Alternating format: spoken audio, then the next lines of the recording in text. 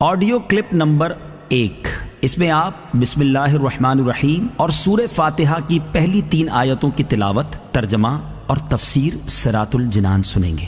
بسم اللہ الرحمن الرحیم۔ ترجمہ: اللہ کے نام سے شروع جو نہایت مہربان رحمت والا ہے۔ بسم اللہ، اللہ کے نام سے شروع۔ تفسیر صراط الجنان میں اس کی تفسیر کچھ اس طرح ہے۔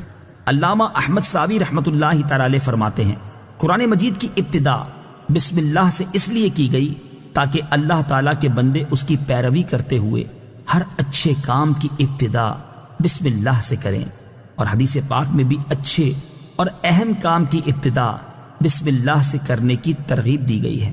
چنانچہ حضرت ابو ہریرہ رضی اللہ تعالی عنہ سے روایت ہے، حضور پرنور صلی اللہ تعالی علیہ وسلم نے ارشاد فرمایا، جس اہم کام کی ابتدا بسم اللہ الرحمن الرحیم سے نہ کی گئی تو وہ ادھورا رہ جاتا ہے۔ لہٰذا تمام مسلمانوں کو چاہیے کہ وہ ہر نیک اور جائز کام کی ابتدا بسم اللہ الرحمن الرحیم سے کریں، اس کی بہت برکت ہے۔ الرحمن الرحیم، جو بہت مہربان رحمت والا ہے۔ امام فخر الدین رازی رحمۃ اللہ تعالی علیہ فرماتے ہیں، اللہ تعالیٰ نے اپنی ذات کو رحمان اور رحیم فرمایا تو یہ اس کی شان سے بعید ہے کہ وہ رحم نہ فرمائے۔ مروی ہے کہ ایک سائل نے بلند دروازے کے پاس کھڑے ہو کر کچھ مانگا تو اسے تھوڑا سا دے دیا گیا۔ دوسرے دن وہ ایک کلاہڑا لے کر آیا اور دروازے کو توڑنا شروع کر دیا۔ اس سے کہا گیا کہ تو ایسا کیوں کر رہا ہے؟ اس نے جواب دیا، تو دروازے کو اپنی عطا کے لائق کر یا اپنی عطا کو دروازے کے لائق بنا۔ اے ہمارے اللہ عز و جل، رحمت کے سمندروں کو تیری رحمت سے وہ نسبت ہے جو ایک چھوٹے سے ذرے کو تیرے عرش سے نسبت ہے، اور تو نے اپنی کتاب کی ابتدا میں اپنے بندوں پر اپنی رحمت کی صفت بیان کی، اس لیے ہمیں بھی اپنی رحمت اور فضل سے محروم نہ رکھنا۔ الحمد للہ رب العالمین۔ ترجمہ: سب تعریفیں اللہ کے لیے ہیں جو تمام جہان والوں کا پالنے والا ہے۔ الحمدللہ، سب تعریفیں اللہ کے لیے ہیں۔ تفسیر صراط الجنان میں اس کی تفسیر کچھ اس طرح ہے، یعنی ہر طرح کی حمد اور تعریف کا مستحق اللہ تعالیٰ ہے، کیونکہ اللہ تعالیٰ کمال کی تمام صفات کا جامع ہے۔ حمد اور شکر کی تعریف۔ حمد کا معنی ہے کسی کی اختیاری خوبیوں کی بنا پر اس کی تعریف کرنا، اور شکر کی تعریف یہ ہے کہ کسی کے احسان کے مقابلے میں زبان، دل یا اعضاء سے اس کی تعظیم کرنا۔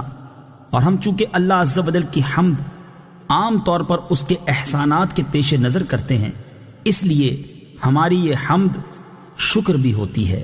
مسلم شریف کی حدیث ہے، حضرت انس بن مالک رضی اللہ تعالی عنہ سے روایت ہے، نبی اکرم صلی اللہ تعالی علیہ وسلم نے ارشاد فرمایا، اللہ تعالیٰ بندے کی اس بات سے خوش ہوتا ہے کہ وہ کچھ کھائے تو اللہ تعالیٰ کی حمد کرے، اور کچھ پیے تو اللہ تعالیٰ کی حمد کرے۔ الرحمن الرحیم۔ ترجمہ: بہت مہربان رحمت والا۔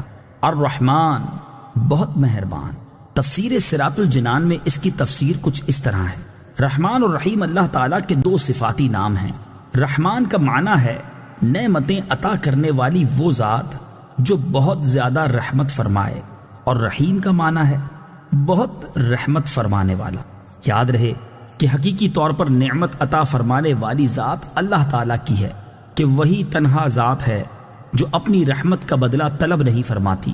ہر چھوٹی بڑی، ظاہری، باطنی، جسمانی، روحانی، دنیاوی اور اخروی نعمت اللہ تعالیٰ ہی عطا فرماتا ہے، اور دنیا میں جس شخص تک جو نعمت پہنچتی ہے وہ اللہ تعالیٰ کی رحمت ہی سے ہے، کیونکہ کسی کے دل میں رحم کا جذبہ پیدا کرنا، رحم کرنے پر قدرت دینا، نعمت کو وجود میں لانا، دوسرے کا اس نعمت سے فائدہ اٹھانا اور فائدہ اٹھانے کے لیے اعضاء کی سلامتی عطا کرنا، یہ سب اللہ تعالیٰ کی طرف سے ہی ہے۔ مالک یوم الدین۔ ترجمہ: جزا کے دن کا مالک۔ مالک یوم الدین، جزا کے دن کا مالک۔ تفسیر صراط الجنان میں اس کی تفسیر کچھ اس طرح ہے، جزا کے دن سے مراد قیامت کا دن ہے کہ اس دن نیک اعمال کرنے والے مسلمانوں کو ثواب ملے گا، اور گناہگاروں اور کافروں کو سزا ملے گی، جبکہ مالک اسے کہتے ہیں جو اپنی ملکیت میں موجود چیزوں میں جیسے چاہے تصرف کرے۔